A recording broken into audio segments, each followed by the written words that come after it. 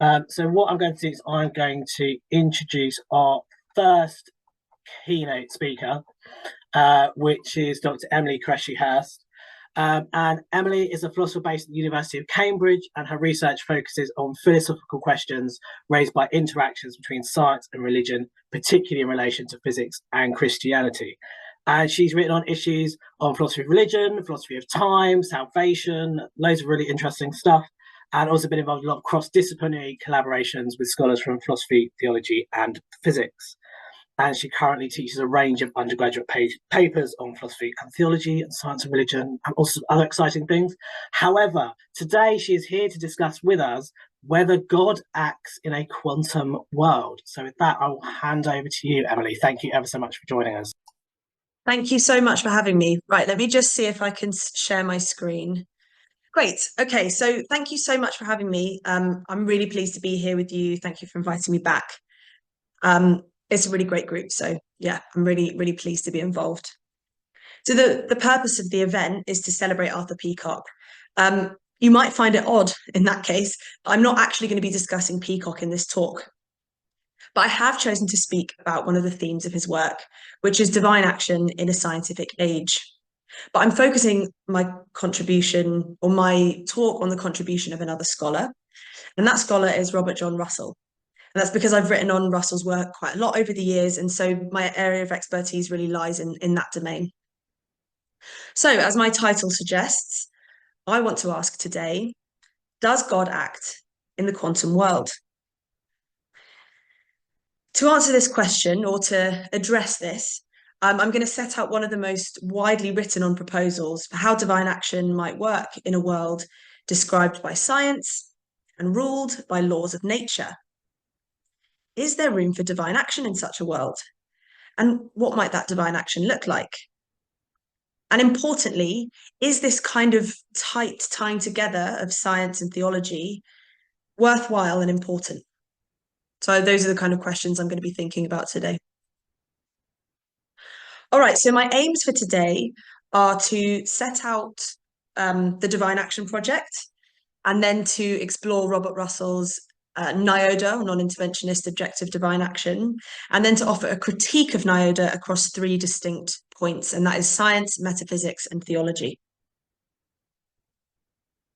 All right, so one of the ways to understand and contextualize the type of divine action that I'm discussing today is via an appreciation of its motivations, and which these, to an extent, can be traced back to the Scottish philosopher David Hume. Hume defined a miracle as a violation of laws of nature, or a law of nature, to bring about an event which otherwise would not, indeed could not, have occurred. Specifically, the event must have occurred as a result of direct agency of a divine or supernatural being. So Hume's challenge is as follows. According to Hume, we have overwhelming empirical evidence that the laws of nature are never broken, and ipso facto, that miracles do not occur. Every moment of every day, we see the laws of nature being upheld. And all of this, for Hume, counts as empirical evidence that the laws of nature are not broken, leading Hume to assert that miracle claims can never have good enough evidence to be considered credible. Mixed in with his empiricist argument are unfortunate and dubious claims about what both the laws of nature and miracles actually are, sprinkling in a healthy amount of racism, i.e. claiming that people believe in miracles are part of a barbarous nation. And you have an argument that's less than popular today.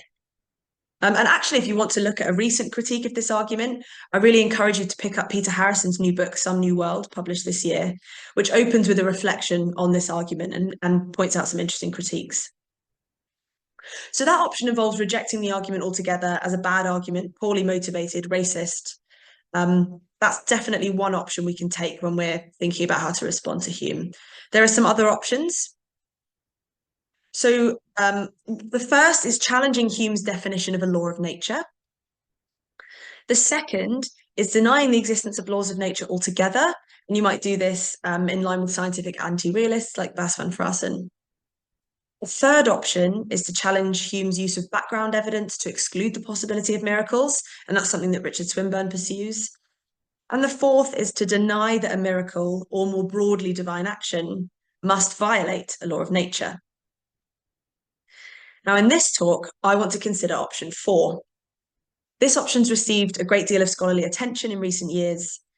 If God can act in and through the laws of nature to enact valuable and significant change, particularly in the context of guiding the evolutionary process, then perhaps it's still plausible for the theist to maintain miraculous, providential action on the part of God. Even if you don't find Hume's argument convincing against interventionism, you might be persuaded by John Polkinghorne's argument that miracles that break the laws of nature are theologically problematic.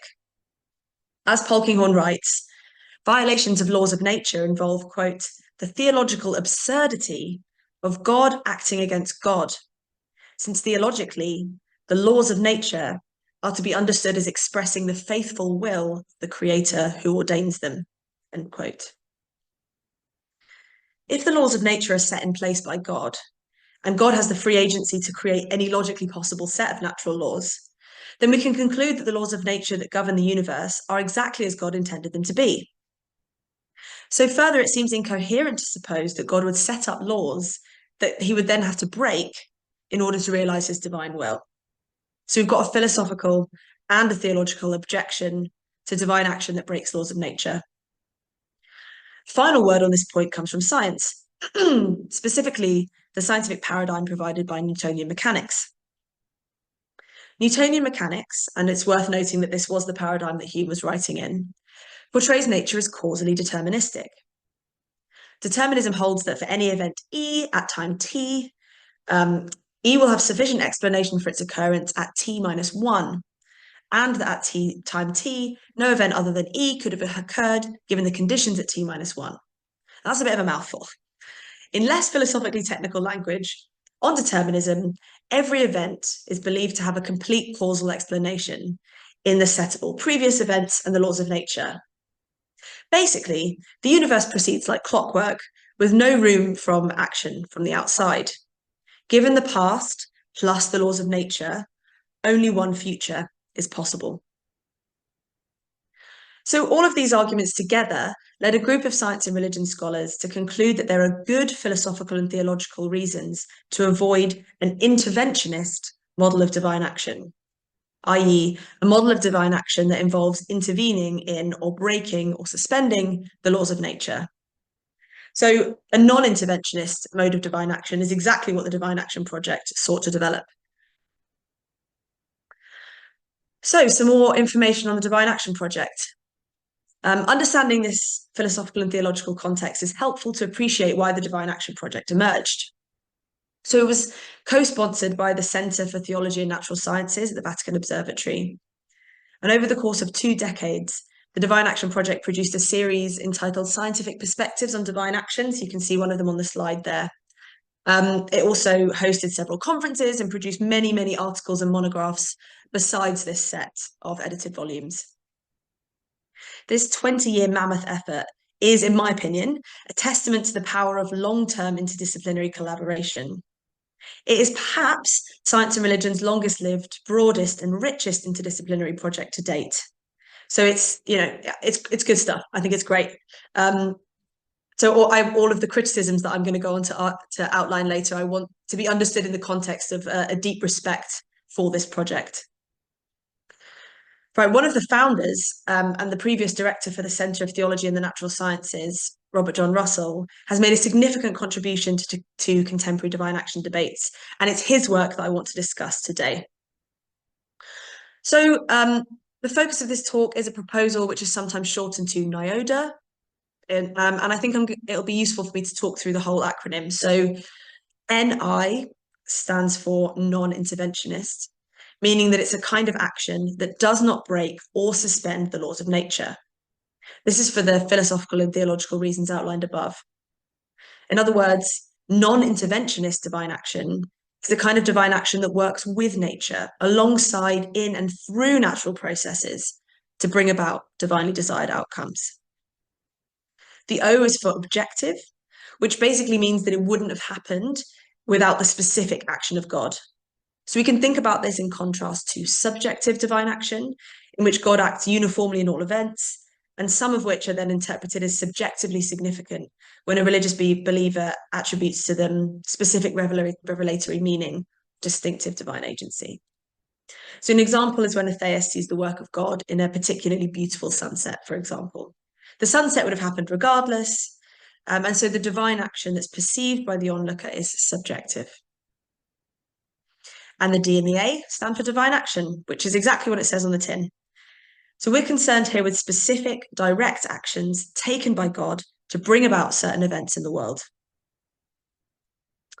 Why might we want to do this? Well, Russell states that the notion of God's acting in the world is absolutely central to the biblical witness, pointing to God's wonderful works in Psalm 107:21. Thus, if you're a theist, you better hope that divine action is compatible with how science tells us the world works. It's helpful to distinguish between two different types of providence here. So there's general providence and special providence. God is believed to have provided in a general sense, insofar as creating the natural world and the laws that govern it.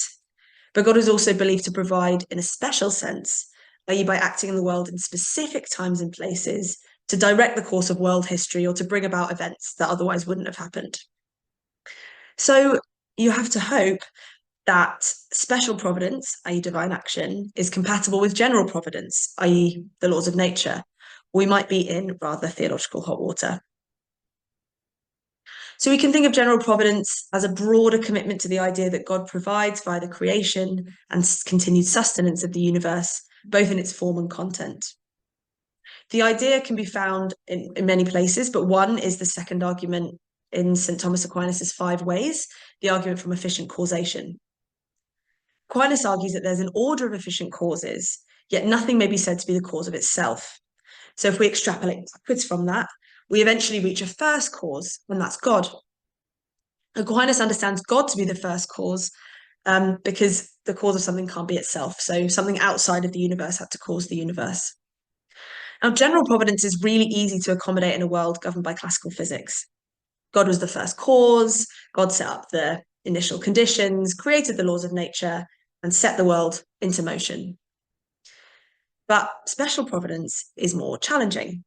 In fact, it's maybe impossible to accommodate in the world that Newtonian mechanics describes without yielding to interventionism, because the universe is deterministic and mechanistic. Luckily, Newtonian mechanics doesn't have the last word on these physical questions anymore. We now have quantum mechanics, which has the potential to turn these ideas on their heads. Why?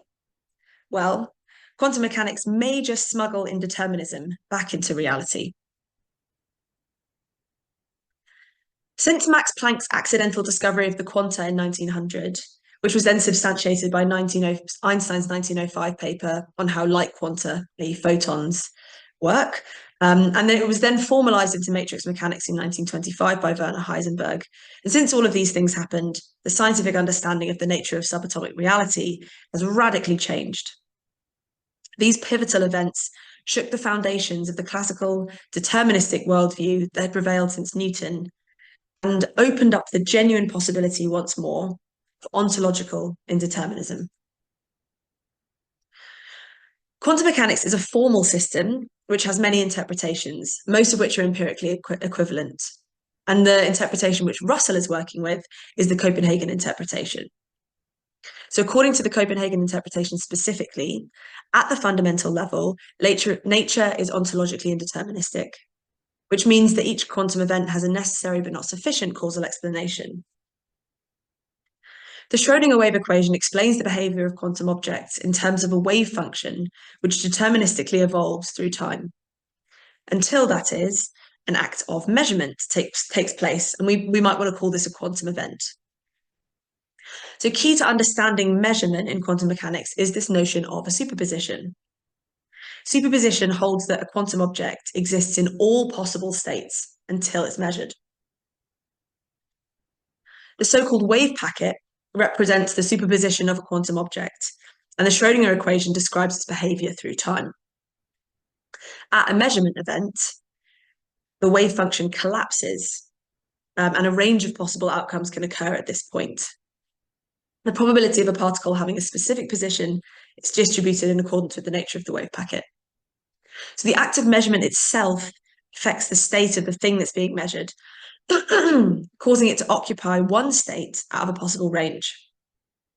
Events actualized at this point can only be predicted within that probability range, meaning that they are underdetermined by the theory. They are indeterministic. And according to the Copenhagen interpretation, this indeterminism operates at the ontological level, which means it's a feature of the world, not a limitation of our knowledge. Russell argues that the indeterminism of the Copenhagen interpretation shows that natural causation is necessary but not sufficient to determine the outcome of a quantum event. So, Russell goes on, God is able to act directly and objectively in and through the quantum process to actualize one of those several possible outcomes.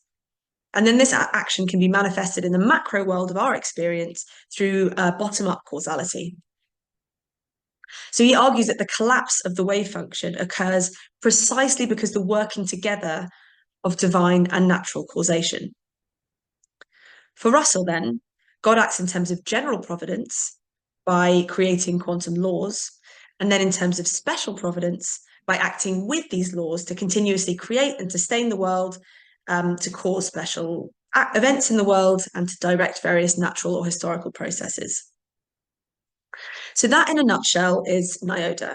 And now I want to spend the rest of the time assessing it. Okay, so as I said, there are some scientific, well, we're talking about divine action in the context of science here, so I want to begin by talking about the science. The majority of my analysis of Russell's ideas will focus on the philosophical and theological issues, which we're going to get to. But I do think it's worth spending a bit of time on the science first. So I think it's really important to note that various interpretations of quantum mechanics are available. And NIODA is built upon the widely accepted Copenhagen interpretation, as I've already said, but it's not the only option available. So an alternative interpretation is known as the de Broglie-Bohm theory, or pilot wave model, and this describes the wave function as a real physical wave which guides particles. The particle has a well-defined trajectory, determined by the precise values of position and velocity that it possesses, but which is hidden from measurement. So because these variables are inaccessible to measurement, they're not subject to the constraints of the uncertainty principle. So this and other interpretations that make similar claims are known as hidden variable theories. Quantum systems are interpreted as ontologically deterministic, with any uncertainty only being epistemic. It's a limitation of our knowledge rather than fact out there in the world. Now, another interpretation, which has occupied my own attention for the last few years, is the many worlds or Everett interpretation.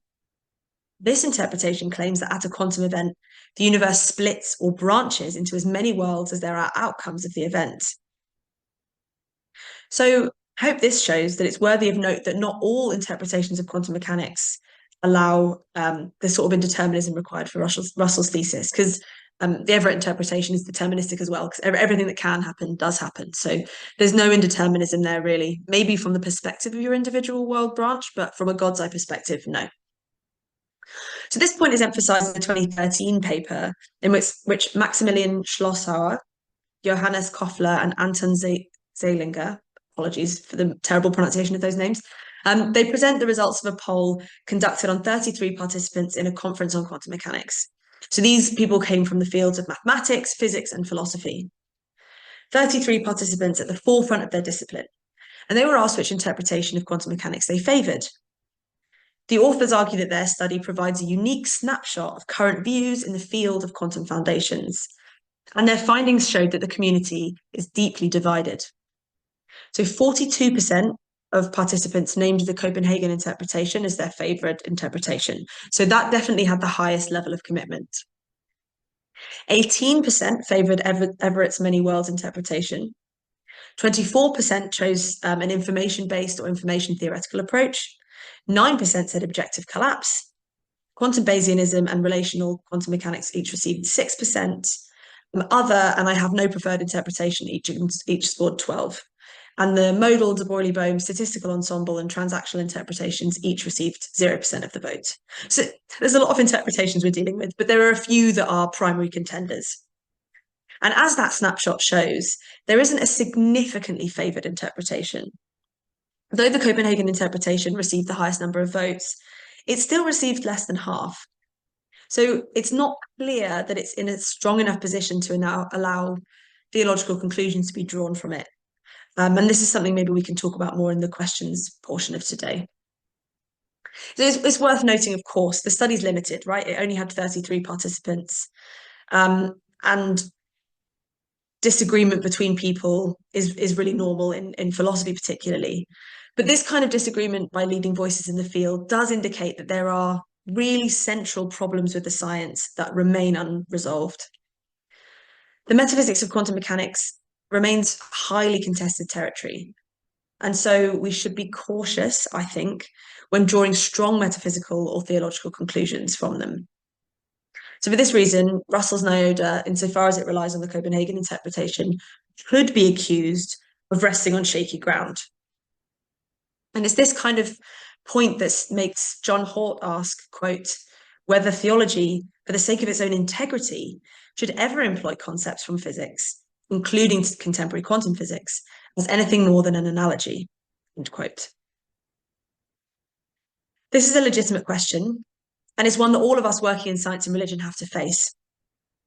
Tying your theology too tightly to your science, or specific scientific theories at least, is risky. So I think William Paley's 1802 work, Natural Theology, is a really good example of the kind of thing I'm talking about here, and it can actually act as a cautionary tale. So Paley tried to show that belief in God could be evidenced by specific features of the world. He argued that the sublime order, purposefulness, and complexity in nature was evidence for an intelligent designer who created each entity for some divinely ordained purpose. He claimed that God designed the intricate dance between predator and prey, the harmonious interworking of all the component parts of the natural world in their current forms. Paley was using, and this is the point I want to make here, Paley was using the available scientific data to draw theological conclusions. But a mere half a century later, Charles Darwin published The Origin of Species, in which he presented his theory of evolution by natural selection and offered a scientific explanation for the features of the natural world, which Paley had previously said could only be explained by design. Things look harmonious because they've evolved together alongside each other for millions of years. So the point I want to make with this brief diversion is not that Darwin's work negated Paley's natural theology entirely, but it's that new science was able to fill the space once occupied by Paley's account. Due to scientific developments, the apparent design features of specific natural objects in their current form could be given naturalistic explanation. Design became a superfluous explanation of features which Paley had previously interpreted as indicative of a designer. So the science at the very core of Paley's argument had been overturned. And I want to include this example to demonstrate that tying theology too closely to science leaves open the very real possibility that when the science changes, which it almost certainly will, we're forced to reevaluate the theology formulated upon it. If new empirical data leads science to abandon the Copenhagen interpretation, replacing it with a deterministic account, then NIODA won't really survive. That being said, the scientific questions about which interpretation is correct are still largely unanswered. There's not a single overwhelmingly persuasive account of quantum phenomena. And Russell, to his credit, rightly recognises that he's having to deal in hypotheticals to an extent here when he's constructing NIODA because of these hermeneutical uncertainties. And he does say that if an alternative interpretation of quantum mechanics proves correct, then NIODA would be challenged. This is also acknowledged by John Polkinghorne, who says, quote, an element of hand-waving cannot be avoided, but the key thing is to try and wave one's hands in a suitably promising direction, end quote. And with regard to this proposal, Polkinghorne thinks, quote, there's room for metaphysical manoeuvre, quote. So in order to move forward with the analysis, I think we can put these scientific considerations to one side for now and tentatively accept that quantum mechanics might offer space for NIODA and it might not. Of course, we need to acknowledge these problems at the outset. I wanted to be clear that that was important. I don't want to throw the baby out with the bathwater. If science and religion as a discipline is to function at all, then we have to be able to be comfortable with an element of faith in the dominant science of our historical period. We need to be comfortable with this uncertainty. The alternative is worse. The alternative is not engaging with science at all, or waiting so long to engage with the science that it's on solid ground. But then theology and religion is always playing catch up. It will always be to an extent out of date. So in my own work, I've come to terms with this. I've really made peace with it. And I'm comfortable now swimming in the murky waters of scientific speculation. And it'd be a bit rich of me to criticize Russell for doing the same. Actually, I think we can applaud Russell's creativity in trying to do this with quantum mechanics. And so I'm going to set the scientific concerns to one side now. We don't know what developments the future will bring. And until we get there, I'm happy with a certain level of speculation on the part of theologians and philosophers. So what really matters, in my opinion, is whether NIODA can stand up to philosophical and theological scrutiny. Should we want to opt for this formulation of divine action for theological reasons, or is it theologically problematic? So yeah, let's turn to those problems now. So I want to begin with the metaphysical problems. There are a couple of points to be made here, each of which fits into the umbrella, under the umbrella of being about how the proposal is supposed to work. Is it effective? Is it relevant? And does it fit with what theists expect divine action to be like? An obvious and open question when we're thinking about NIODA is, how effective is it as a method of divine action? Nicholas Saunders addresses this point, and he offers quite a persuasive critique, I think. So quantum events occur in the subatomic realm, the very smallest corners of physical reality. To affect major and detectable change through quantum processes, Saunders argues that God would have to determine a vast number of them over a considerable period of time. He asks us to imagine that God wished to annihilate the dinosaurs by redirecting an asteroid which, on its natural trajectory, would have just skimmed past Earth's atmosphere. To steer it into a collision with the Earth using quantum adjustments, Saunders explains, would take 3 million years. So this would require God to begin directing the asteroid before the dinosaurs even evolved. Surely this seems too cumbersome and vastly inefficient for a mode of divine action that an omnipotent God would have designed. It should be easier to work in and through the natural laws, basically, is the point. So maybe NIODA faces a problem of effectiveness. It also faces a related problem of relevance. The problem of relevance is developed by John Hort, who makes the point that while quantum processes are elemental, they are not ontologically fundamental. For him, they're not what matters most in a theistic ontology. He turns to Whitehead, who notes that physics always arrives at its understanding of nature only by leaving out, quote, those elements of our experience which stand out clearly and distinctly in our consciousness, end quote. Quantum mechanics has distilled reality to a set of equations governing elemental natural processes. In locating divine action in the domain of quantum events, Russell pinpoints God's interaction with the world in the smallest processes in nature. But there might be a problem here, in that quantum events are so far removed from our daily existence that it's hard to imagine why they are phenomenologically and theologically relevant. They're physically elemental, but they're not morally, socially, psychologically, or spiritually fundamental. We can't, without delicate scientific experiment, perceive quantum effects. Despite indeterminacy at the subatomic level, the probability range within which a quantum event occurs averages out at higher levels to give the appearance of determinism, largely due to the phenomena of decoherence. The special providence of the Copenhagen interpretation, the special providence that the Copenhagen interpretation could facilitate seems to limit God's action to a realm phenomenologically inaccessible to human agents, the very agents for whom God is professed to feel the deepest love and concern. The Bible attests that God is intimately connected to each human individual, for example, in Psalm 139. Any account of divine action that aims to be consistent with Scripture should reflect the intimacy of the divine-human relationship. If quantum effects can't be directly felt in the social and psychological lives of human agents, then such an account of divine action is not theologically fruitful. I think this is a serious problem for Russell's hypothesis if he wants to maintain that this conception of special providence and divine causality has direct and meaningful relevance for the domain of human experience. A more directed formulation of this critique is offered by Polkinghorne, who has objected to NIODA on theological grounds that such an account of God's action is too episodic. The events in which indeterminacy is at play are measurement events, as it's here that the wave function collapse occurs. In between measurements, the continuous determinism of the Schrödinger equation holds. So as measurements only occur from time to time, so too, goes Polkinghorne's argument, would the divine acts that supposedly occur in and through them. Divine action, Polkinghorne argues, must be assumed to have a more free-flowing character. So Polkinghorne argues that Russell's proposal limits God's agency. Such an episodic account of divine action indicates potentially capriciousness on the part of God, but even more troubling is the attack on God's omnipotence. Is God restricted to acting only in a small class of natural events? So Russell does address these problems, and he claims that quantum effects are amplified to have relevance at the macro level. But the extent to which this happens is an open question. So he gives the example of quantum fluctuations that affect the development and structure of the universe, which is, of course, about as macro as it gets.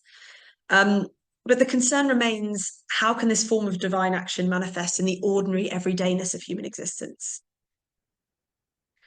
Russell responds to the specific charge that God's action is restricted to the domain of measurement events by challenging Polkinghorne's narrow definition of what counts as a measurement event. Russell rejects Polkinghorne's claim that what counts as a measurement event is the set of all events in which a measurement is made by a scientist in a laboratory. Rather, what we call measurement events, but they're really collapses of the wave function, occur in nature all the time. So Russell argues that measurement events, we can call them micro-meso and micro-macro events. The former are events in which a quantum object interacts with a small classical object, such as a photon being absorbed by a dust cloud in interstellar space. And the latter includes the interaction of quantum objects with larger objects, like the ocean absorbing sunlight. So the landscape of divine action of this kind is wider and more varied than Polkinghorne claims, according to Russell.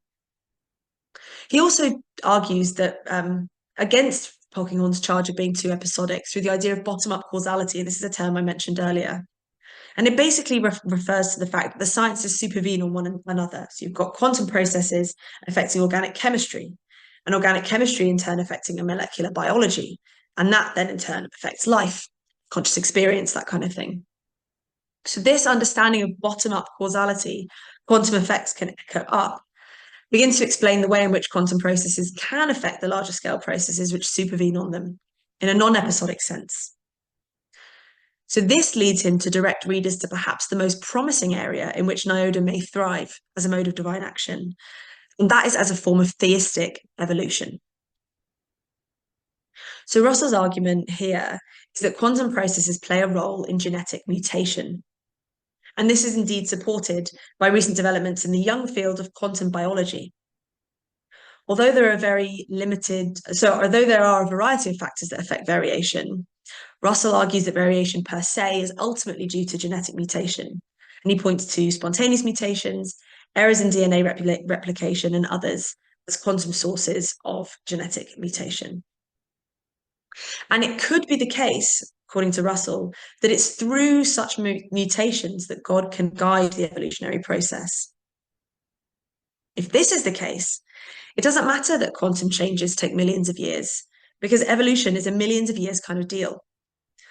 On this view, God directly affects quantum processes, which lead to indirect effects on populations and species in a form of creatio continua, continuous creation.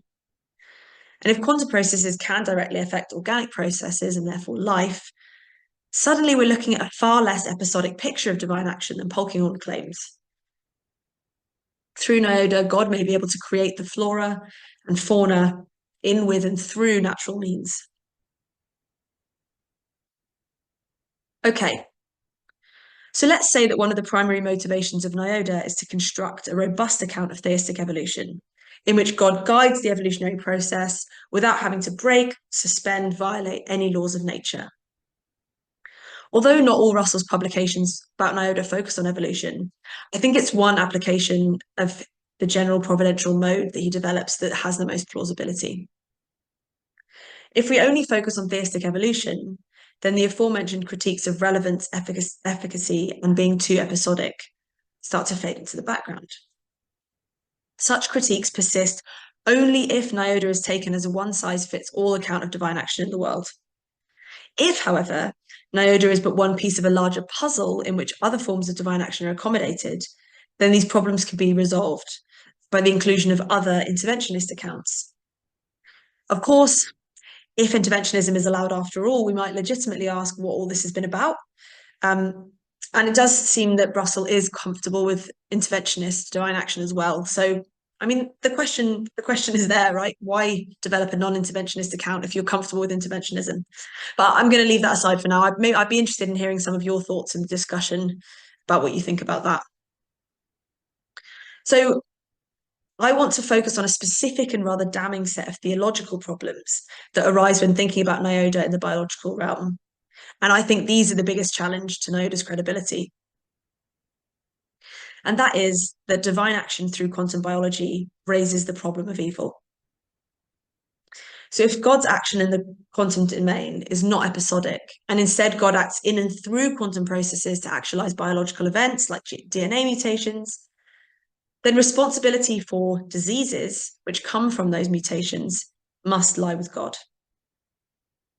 Cancer, for example. Cancer is caused by mutations in the genes that control cell growth.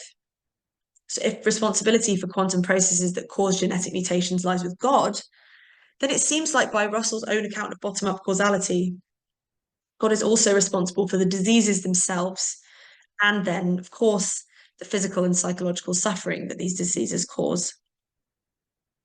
To be consistent, the claim that moral responsibility is carried up the causal chain must apply to both praise and blame. If God is ultimately considered responsible for higher level goods which emerge from their quantum foundations, like the emergence of species, then by the very same reasoning, he's also responsible for cancers and other similarly caused diseases. Cancer is a huge cause of death and brings with it a lot of pain and suffering for the individual and for the families around the person suffering from cancer. So the claim that God could cause cancer feels really jarring, particularly when we think about God as being omnibenevolent, and omnipotent. He should want to stop this, not be letting it happen. So it seems to me that Russell is faced with an unappealing dilemma. Either he accepts Polkinghorne's claim that NIODA is episodic and the X hypothesis God is capricious and limited, or he rejects it in favour of the claim that divine action occurs in and through all quantum events. But in this case, he faces the problem of evil in a pretty big way. So based on his body of work, I think it's fair to say that Russell picks the second horn of this dilemma and faces the problem of evil. A particularly cutting articulation of the problem of theodicy is offered by Marilyn McCord Adams and Stuart Sutherland in their article Horrendous Evils and the Goodness of God.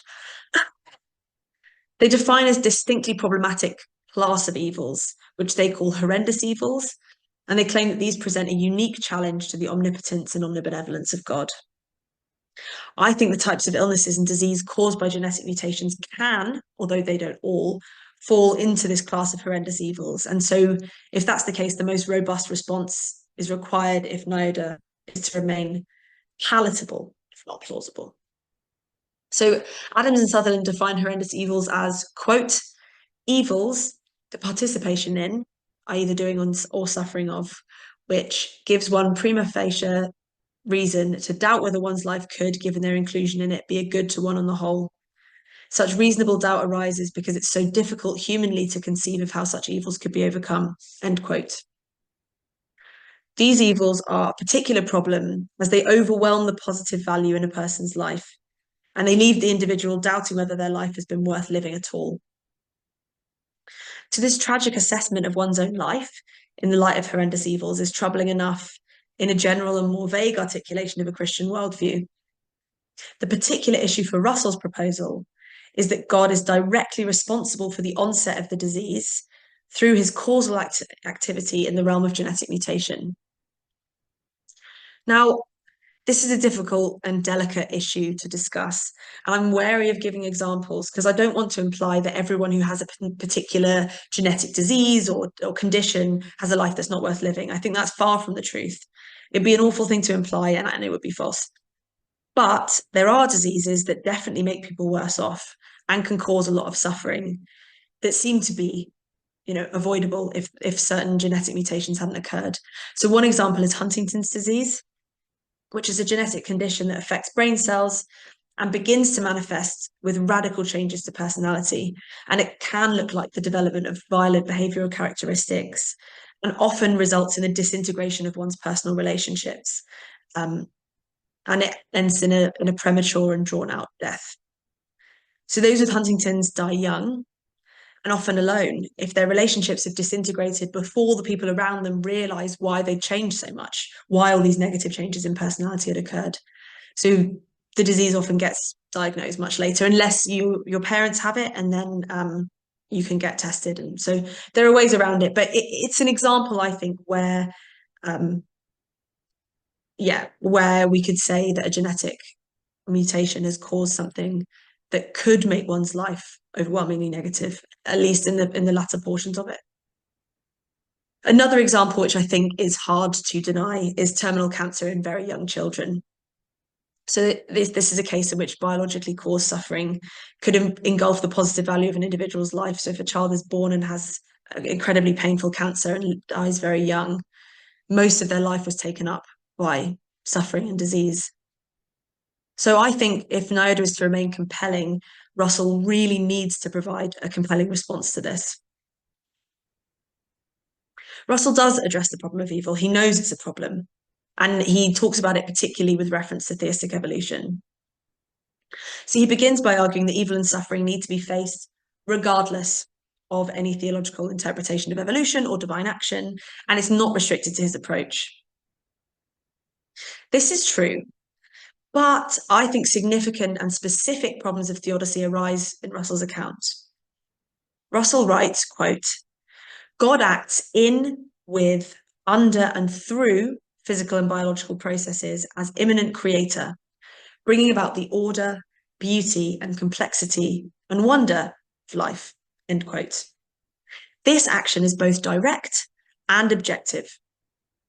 Russell's project is to explicitly reject attempts to remove God from the detailed history of nature by offering an account of divine action which sees God's hand in every natural event. So whilst he argues that disease and death are simply natural prerequisites for the evolution of life, I don't think that really cuts it as a theodicy for his particular account of divine action. God is not simply indirectly responsible for the corollaries of the evolutionary process, such as disease and death. By virtue of God creating and instantiating the laws by which, these things unfold. Instead, God is directly responsible for each specific actualization of disease and death. Russell claims that God is genuinely, if inscrutably, at work, caring for each sparrow that falls. But in a very real sense, given NIODA, God is the cause of every sparrow that falls. So the question remains, is this divine immanence bought at too high a price? Russell does recognise the incompleteness of this response, immediately offering what he calls his more fruitful response as a follow-up. The more fruitful response is a holistic one, which, quote, "begins with the insight that God created the universe with the evolution of moral agents in mind. In such a universe, suffering, disease, and death are in some way coupled with the conditions for genuine freedom and moral development," quote. Right, this is a pretty common refrain in discourses on theodicy. And to me, I think it risks leaving a really sour taste in the mouth. So I think it can work on an abstract level. But when you bring the deep suffering of specific individuals into play, it loses its shine very quickly, I think. If suffering, disease, and death are necessary for the development and exercise of genuine freedom and moral development, then the suffering of innocent individuals is an instrumental good. It's a desirable part of God's plan. I'm pretty skeptical about this kind of approach. And I think the reason for this skepticism hinges on a distinction that Adams and Sutherland draw between God as a provider of global goods on the one hand, and as a loving parent of individual creatures on the other. Russell's response appeals to the former divine characteristic. Suffering is an indirect but necessary consequence of providing particular global goods. It provides freedom, moral development, etc. We can see how a God who cares only about the large-scale distribution of goods and evils might frame things in this way. But it leaves the other way of understanding God completely unaddressed. God is supposed to love and care for each individual person, just as a parent loves their child. An individual suffering greatly due to a genetic disease may still justifiably ask, why me? Why has God caused or failed to prevent the cause of my suffering? And I don't think NIODA has the architecture within which to answer this question satisfactorily. We shouldn't lose sight of the individual in the forest of broad and general theodicies. Why should a parent whose child has died of cancer care if indirectly such suffering provides someone else with the opportunity for moral development? Ultimately, Russell's final appeal is to the overarching creation-redemption narrative that sits at the heart of Christianity. He writes, quote, "The search for an acceptable response to theodicy must move to a fully developed theology of redemption," end quote. Meaning, in effect, that the solution to the problem of evil must lie in a theology of the cross. Redemption is promised for humanity and creation more widely, a redemption so glorious that suffering will fade away. Creation may, he argues, only be recognised as fully good in the eschatological future. Though this response leaves many questions unanswered, and much to be desired for those who want a concrete answer to the meaning of their suffering now, it does fit within the wider nexus of Christian beliefs. But I wonder whether it's robust enough to respond to the specific concern that God in all God's goodness could cause, by direct action, evil and suffering in the non-human and human biological sphere. For NIODA, the problem of individual suffering looms large. It's precisely the direct act of God in the evolutionary process that causes suffering. The specific mutation that caused the onset of terminal cancer in a young mother, for example, is caused through divine action. Even if Russell balks at this conclusion and says, oh, no. Instead, let's just say that God acts in some instances and not all of them. And actually, when I spoke to Russell about this a few years ago now, this is the point that he made. But even if that is the case, then God has refrained from acting in a way that he does sometimes act to prevent a mutation. And so I'm not sure how much this really alters the moral landscape. On Russell's proposal as it currently stands, either God causes suffering and disease through bottom-up causality in the quantum biological sphere, or God refrains from preventing the onset of disease and the subsequent suffering, which God could do by using the causal mechanism NIODA outlines to stop a genetic mutation occurring in the first place. Either way, the source of suffering is within the domain in which God is causally efficacious and acts regularly. So one's opinion on how fatal these matters are for the NIODA project will be formed by one's wider theological commitments. But it seems to me that NIODA places God right in the beating heart of the problem of evil. Now, we could understand this as a brave acknowledgement of creatorly responsibility for the suffering that befalls creatures, particularly as a result of genetic mutations. But I think more needs to be done to allay fears that NIODA's God is at best capricious and at worst cruel. All right, today I've presented a particular theory of divine action in a scientific age. I've argued that several objections can be levelled against Robert Russell's proposal. I want to leave you with the suggestion that although none of these might be fatal, NIODA may well end up dying a death of 1,000 cuts. First, it relies on the Copenhagen interpretation, or a collapse interpretation very much like it. The quantum formalism and the empirical data is as yet neutral about interpretations. So future developments in the field might mean that NIODA was, to use the Matthean parable, built on a house of sand. Despite this, in the field of science and religion, as I've already said, we need to work with existing scientific frameworks and be comfortable with the level of uncertainty that comes with this. And of course, it's worth noting that Russell has chosen a well-respected interpretation that has dominated for most of scientific history, even if it's falling out of favour at the moment. So NIODA is definitely not fatally wounded by this critique. Second, I talked about the relevance of this proposal for the deepest of human concerns. Both the locus of and the length of time needed for quantum divine action feels very removed from our day-to-day existence. Psychological and social relevance is of the utmost importance, I think, to the Christian framework, and in this regard, NIODA could be found wanting. But I then suggested that this critique might reveal the inadequacy of NIODA as a standalone account of divine action, but it wasn't devised to be as such. So, we can't expect Russell to feel too discouraged by this. Standing alone, it seems like NIODA falls, but alongside a clearly articulated account of the puzzle of which it's a piece, it may still find its place. Whether this is the case depends on Russell's response to the most serious set of concerns, which are those raised by theodicy in the context of quantum biology. The claim that God is intimately involved with all events places direct responsibility for certain diseases and the physical and psychological suffering caused at God's feet. In order for NIODA to resonate with the claim that God is omnibenevolent, there's much, much more work to be done. So given this assessment, key ways in which NIODA could be strengthened emerge. First, further explanation is required of how this formulation of NIODA fits into a wider and more comprehensive system of providence, which accounts for areas in which quantum mechanics has no perceptible effect. Most importantly, as I've emphasised repeatedly here, we need to see some addressing of the concerns relating to theodicy. Russell has articulated that NIODA must fit within a broader creation and redemption narrative of the Christian faith, but the scale of suffering caused by disease must be met with an equally robust theodicy, which explains why this mode of divine action is acceptable. Russell, or those now who follow in his footsteps, must be more specific when dealing with the devastating consequences that such direct and objective divine action in the quantum realm can bring about. All that being said, I want to end on a positive note. I've personally been deeply inspired by Russell's pioneering work. It's highly original, it's deeply thought-provoking. And the reason I've spent so much time writing and thinking about his ideas is because they're so beautifully creative. The ideas first captivated me as an undergraduate, and here I am still writing about them a decade later.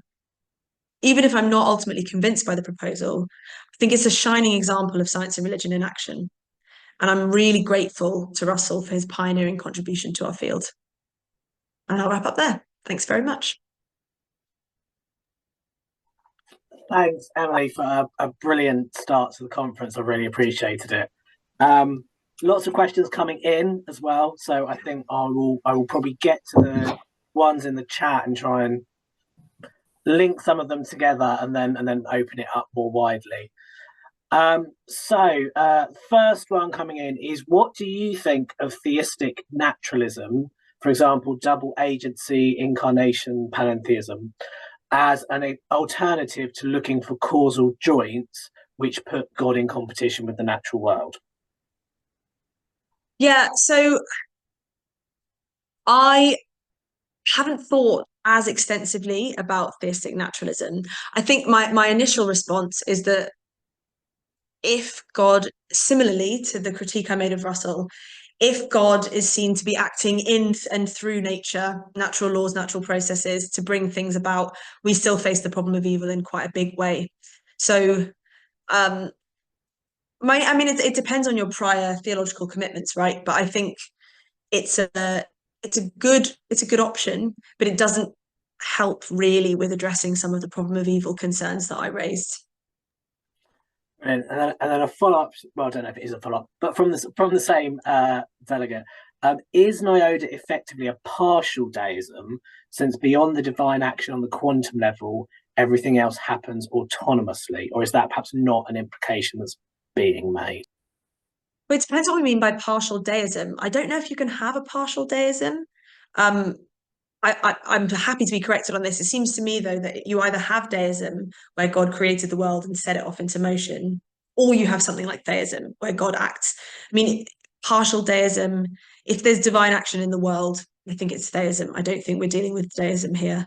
And I think most deists would want to endorse some kind of what you might think of as partial deism, in that the natural world proceeds in accordance with the laws and with general providence. And then there are some things that happen disconnected from that. Maybe the free action of intentional moral agents like us, for example. I don't think we want to think of deism detached, or theism where God acts in everything, and anything in between is partial deism. So that would be my response to that question. Andrew, I don't know, do you want to come back or expand on that at all, Andrew Jackson? Sure, yes. Thank you, Emily, for a very thought-provoking talk. Yeah, my point really, I guess, is that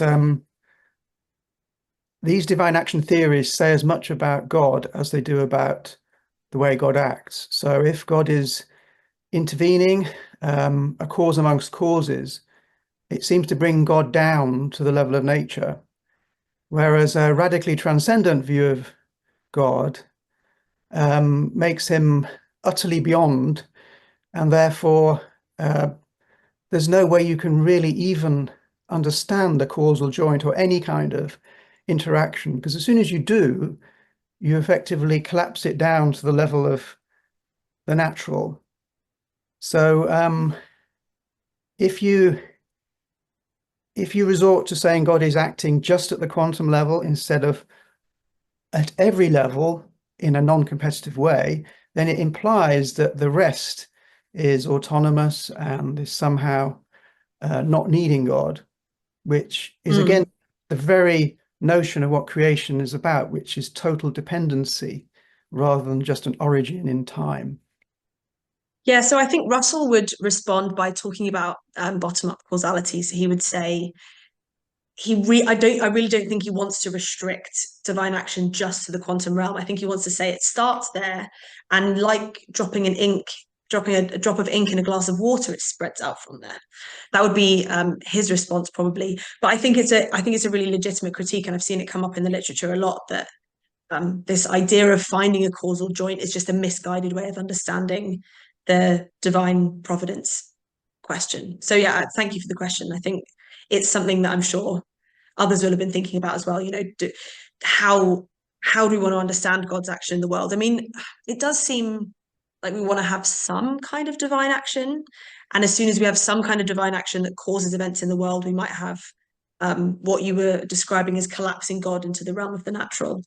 So maybe this is a problem with any kind of miracle performing or action taking, rather than specifically NIODA. But yeah, this specific idea about a causal joint, yeah, it's a good critique. It's an important theological critique. So thank you. Thanks. Thanks, Andrew. I think what we'll do is we'll go to some other questions sort of live, and then we've got a couple about perhaps that are a bit more related to sort of what you think some kind of wider scale solutions might be, Emily, if that's all right. So Luca, you've got a hand up. Yeah. Okay, for it.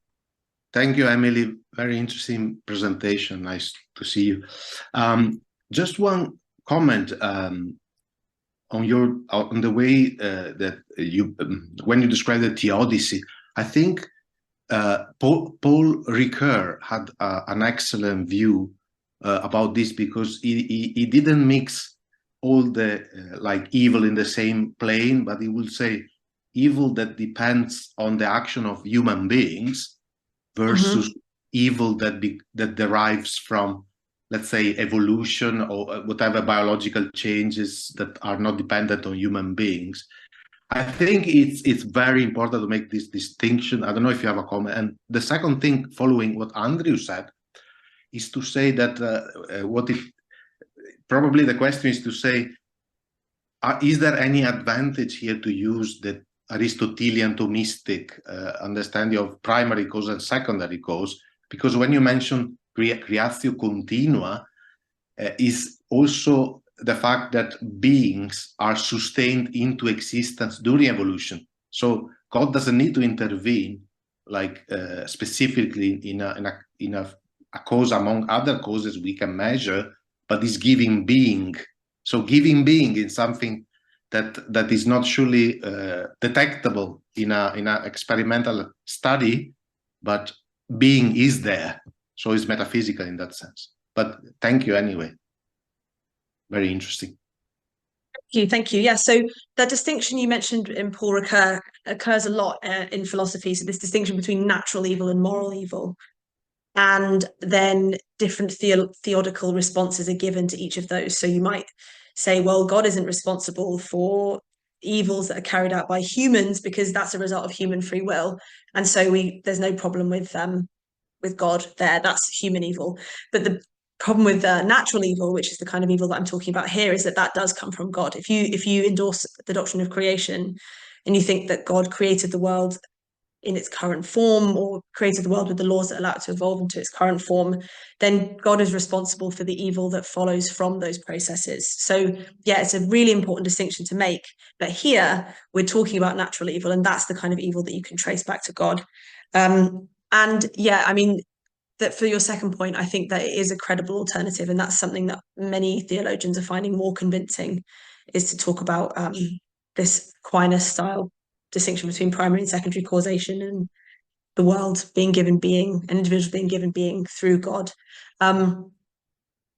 So I wonder whether Russell would say we can have both. I'm not sure. I haven't actually asked him that specific question. But yeah, it's a helpful alternative framework for thinking about it that just doesn't engage with the interventionism, non-interventionism debate very much.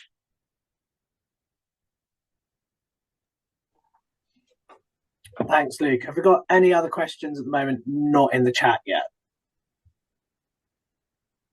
May I, Finn? Ignacio of speaking. Course, Ignacio, go for it. Hey, Emily, thanks so much. I did ask Bob Russell about Aquinas, and probably you know. Great. His good friend Michael Dodds, this Dominican friar, is pushing him to become a Thomist, and I think because these two guys are really good friends in Berkeley, and they meet almost weekly, or at least they did.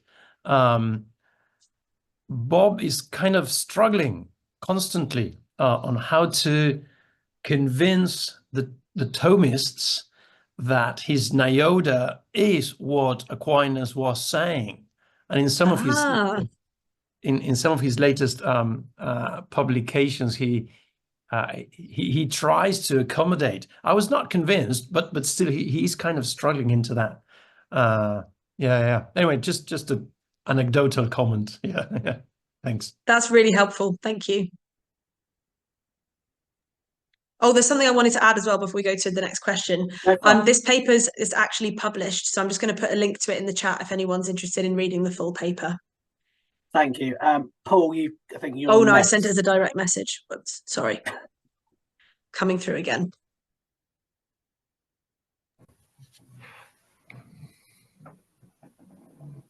Yes, Hello? Paul, when you're ready. Well, the first question was just a minor one at the beginning, which was about natural theology, just implying that in a way that science changes and theology doesn't, which is perhaps conflating faith and theology. But my second one, really, I'm originally a biologist and then theologian, I suppose. And if one looks at the work of people like Goodall and so on, when I studied animal behavior in the early 70s, there was a distinction between human and animal behavior, which broke down with Jane Goodall and so on. Distinguishing between natural evil and human evil, there are two questions there, really. Is human free will the only free aspect of the universe, the only free agency apart from God? And how do we separate, for instance, actions in chimpanzees and other primates, and in fact you can go on to other animals, which seem very similar to things that we would say would be evil in human behavior? Great questions. So firstly, about natural theology and science changing and theology not changing. I definitely don't think that that's the right way to think about theology. So that's what I was kind of criticizing. I think theology should be dynamic. I think it should be willing to change and evolve. It's not just so that it's more accessible, but that really helps. You know, if we translate theological claims into the cultural language or the symbolism of the society that theology is to be received in, then all the better. You know, we don't want theology to become stale and irrelevant. I think the problem with tying theology and science really closely together with the specifics of your particular of a particular argument is that theology risks always being on the back foot. So if science changes and the framework within which your theology has been articulated changes, then theology looks like it's always playing catch up. And so I think the best way to go about it for theologians is to identify a set of core claims which must be kept, which must stay the same: belief in the resurrection, God as the creator, I don't know, and then be willing to translate some of the more external or less core claims. Those are the ones you can have in dialogue with science. And so if science ends up changing and your theology ends up changing, you're not suddenly being forced as a Christian to deny the resurrection, which is something that, I mean, you have to affirm that to be a Christian pretty much, I think. So I think theology should be willing to change. I think it needs to be careful about how intimately it interlocked with science. That was the point. And as for animal behavior, I mean, this is personally a very, very deep interest of mine.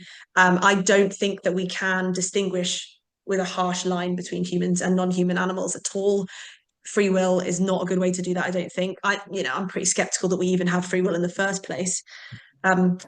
I think we exist on a continuum with nature, and anyone who's lived intimately with animals knows that they're not just automata, they're not just robots following instincts. They've got personalities, interests, preferences. They understand what it is to be naughty and to be well behaved. I mean, all of these things, when you really think about them, they're complex. I always bring up my own cats in this example, and we haven't got huge amounts of time left, so I'm not going to go on and on about them, but they both they've really different personalities, and they arrived that way. They were born with these different personalities, and they've got certain similarities. You know, they're obviously both cats, but like the bonds they form with me and my partner are different. They each have a preference for a person. Things that they like are different. The way that they behave is completely different. So I just think it's just completely not plausible to me in any way that humans are rational, free, moral, and animals are like plants with legs, you know, that have no internal consciousness or sense of self, or, you know, and different animals possess those differently. What's really interesting, and what your question was really getting at, is whether there's a moral sense in animals, and whether what animals do is evil or not, or some of the things they do. And that's a fascinating question. I don't really know the answer. I know that Frans de Waal, the biologist who recently died, did loads of excellent work on this, talking about certain characteristics or certain qualities in animals that imply that they do have some sense of morality. I think it's difficult to describe something as evil if there's no ill intent or agency behind it. So if animals just are following instinct and one eats another one and rips it apart, I don't think that's evil. I think we can call it pain, suffering, etc. We might say that a God who designed such a process is bad for causing that pain, but I don't think what the animal is doing is evil. But if there's an understanding of the other as a self, for example, and that what you're doing is violating that self in some way, then we start to get into the grounds of evil. But to do that, I mean, I'm not an evolutionary biologist, so I have no idea how we would ever design studies that could test something as sophisticated as an internal moral sense. But it's a really, really important question, and it's one I would really like to spend more time on in the future. After I'm finished talking about physics, who knows when that'll be, years in the future, I think. But I want to work on animals. I think this is really an important question. So I'm really glad that you brought it up. Thank you. We have got another 5-ish minutes. Does anyone else have any questions? If not, I'll go to the kind of one that hasn't been answered yet in the chat. Okay, so I think this probably is quite a nice question to end on in that sense. David asks, what is or are your suggestions for the future trajectories, and I'll try and say that correctly, of the divine action debate problem? Yeah, good question. The short answer is I'm not sure. The long answer is it's a very difficult theological question to answer, because you have to balance these competing theologies of providence, general providence, creation, laws of nature, with special providence, how to understand the relationship between those. You're always going to be standing in the long shadow of the problem of evil. So I think something, my own feeling is that something that takes the seriousness of the problem of evil into account, really, really into account, is the way to go. So why does God act intimately in creation in some areas and not others? Or why would God create things and not certain things and not others? So I don't know, but I think that the most promising trajectory is one that really seriously grapples with the problem of evil and tries to articulate a model of divine action that's cognizant of all of the problems that follow from that. And I know that's really vague, but it's I don't envy the person who decides to do it. It's a difficult problem to take on. And just finally, David, do you want to come back on that as we've got a little bit more time? Thank you, Emily. I think it's enough. Thank you for your answer. Thank you. Brilliant. Do we have time for a quick question, but it is a quick question, not a long comment. If anyone has anything that they'd like to ask. In which case, thank you all. Thank you, Emily, so much. I really appreciate it. It's a brilliant paper, and a round of applause. It's not quite the same when it's virtual, but it is the feeling is there. And thank you for rejoining us. I do appreciate it, and clearly we didn't scare you off the first time, so it's always good. It was really great to be back. Thank you so much.